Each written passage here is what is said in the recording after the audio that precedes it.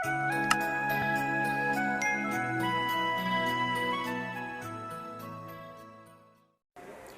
informasi dan berita terkait, klik link di deskripsi dan jangan lupa install aplikasi CNBC Indonesia yang ada di App Store dan juga Play Store. Dan pastinya jangan lupa subscribe ya.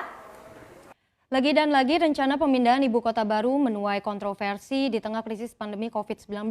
Bahkan tidak sedikit pihak dari berbagai kalangan ini ikut menyuarakan penolakan dari mega proyek pemerintah ini. Selengkapnya kita akan simak dalam Ramai-Ramai Tolak Ibu Kota Baru.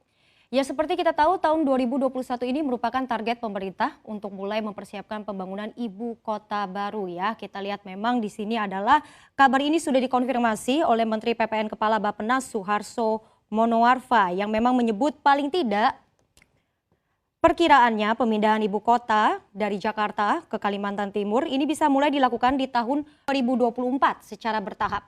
Nah, tidak hanya tahap groundbreaking terkait payung hukumnya ini juga sudah dipercepat proses penyelesaiannya. Presiden Jokowi, yaitu jubir dari Presiden Jokowi, Fajrul Rahman mengatakan rancangan Undang-Undang Ibu Kota Negara atau RUU IKN akan segera rampung dalam 3 bulan ini dan bakal dikirimkan ke Dewan Perwakilan Rakyat atau DPR. Nah, ini juga sudah termasuk dengan penerbitan Perpres baru, nantinya ada Perpres baru tentang Otorita Ibu Kota baru, di mana nantinya ada Kepala Otorita Ibu Kota setingkat menteri yang diangkat oleh Presiden. Namun RUU IKN ini yang masuk dalam Prolegnas 2021 memang sudah terlanjur menuai beragam kritik, terutama terkait pembiayaan, di mana biaya yang harus dikeluarkan untuk membangun ibu kota baru ini nilainya juga cukup fantastis, sebesar 466 triliun rupiah.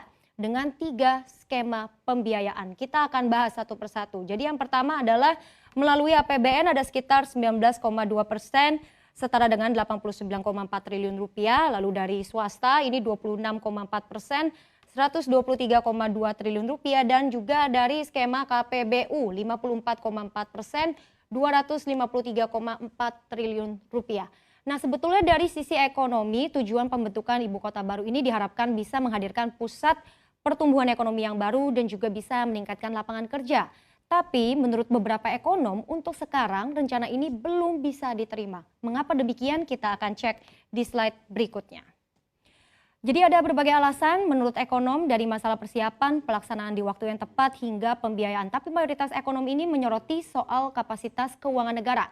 Nah, pertama menurut ekonom senior Emil Salim, anggaran jumbo untuk ibu kota negara ini lebih baik digunakan buat penanganan COVID-19 dan pengembangan SDM.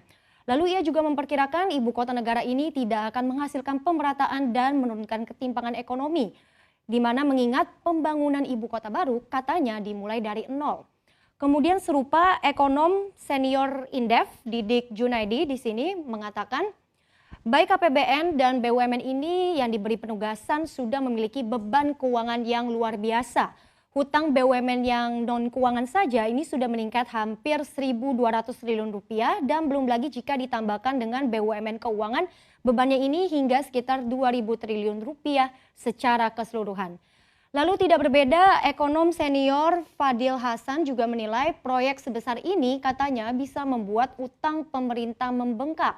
Pasalnya hutang pemerintah ini terus meningkat, terakhir di 6.300 triliun rupiah dan prediksinya di tahun 2024 ini bisa mencapai 10.000 triliun rupiah. Lalu kita akan lanjut di slide berikutnya, memang masih ada lagi penolakan pemindahan ibu kota negara yang juga datang dari kalangan anggota DPR misalnya.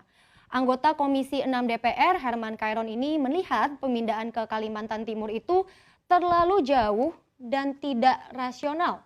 Kemudian ada juga dari fraksi PAN, Gus Pardi Gaus yang juga memperdebatkan kalau pemindahan ibu kota itu bukanlah hal yang mendesak. Seharusnya biaya jumbo yang digunakan itu lebih baik untuk pemulihan di sektor kesehatan dan juga ekonomi. Nah, dari masalah pendanaan dan juga momentum sampai pradesain pun ini sebetulnya juga tidak luput dari komentar pedas. Kita akan lihat seperti apa di slide yang terakhir. Nah, ini dia pradesain Istana Negara yang juga sempat bikin heboh ya, bukan cuma asosiasi arsitek aja yang ikut protes. Banyak netizen pun yang juga tidak setuju dengan pradesain istana yang berbentuk Garuda ini. Nah, Asosiasi Arsitek berpandangan secara teknis katanya desain ini tidak mencirikan kemajuan peradaban bangsa Indonesia di era digital dan juga tidak merepresentasikan pembangunan rendah karbon yang seharusnya menjadi upaya pemerintah dalam mengutamakan forest city atau ramah lingkungan.